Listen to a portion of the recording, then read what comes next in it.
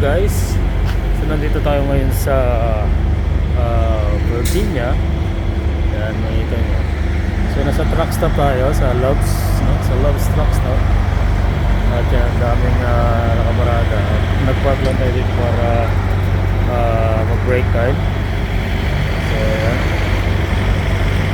At ang mayroon na tayong next biyahe natin, no?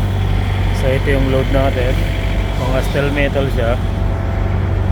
Steel metal product siya. Galing Petersburg, Virginia. Dadali natin ng Ontario, Canada. So ito naman ang karga load natin galing dito sa may Virginia, USA, sa US. So dadali naman natin siya ng Canada. Itatawid natin siya ng border. Yan. At ang summer na dito guys, dito sa Virginia, USA. Yan, mainit na, maaraw.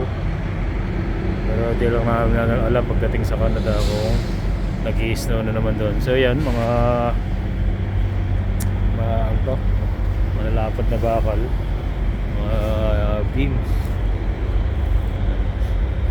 Yan yung mga load natin, papuntang Canada.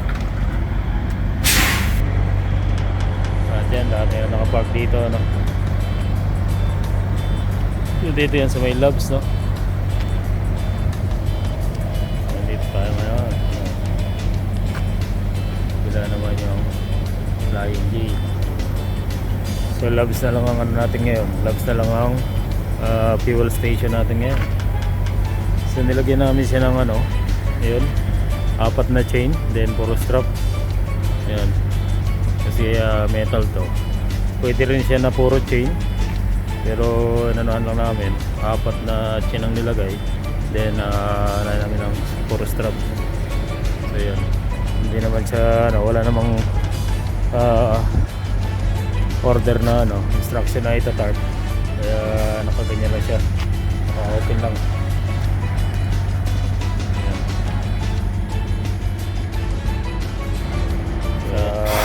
Tabi tayo ng kakahuyan. Wala pang yung mga kahoy dito, mga kalbo pa.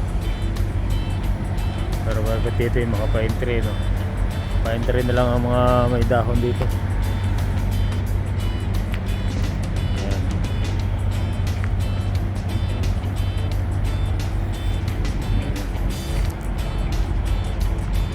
At inaalalayan ko yung partner ko dahil bago dito sa US, medyo nangangapa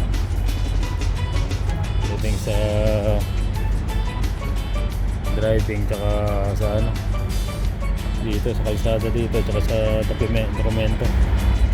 So okay naman yung securement. Okay na yan, double na yan, may chain na, may strap pa, double secure na yan.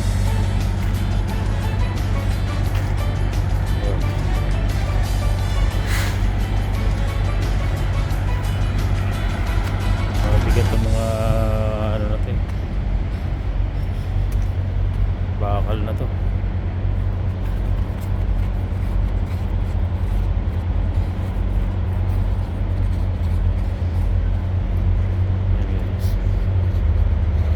Marami.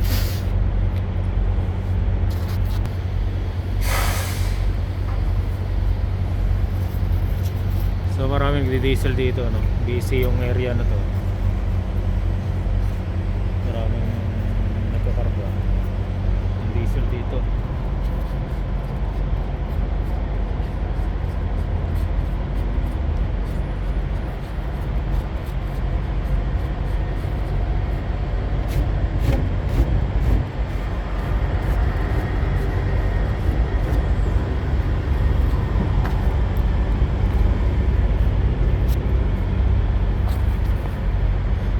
May katabi kami dito, Panther.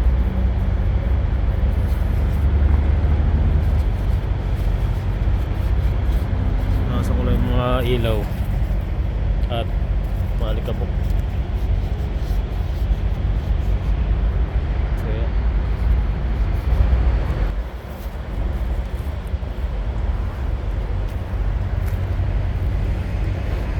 So yun lang guys, no?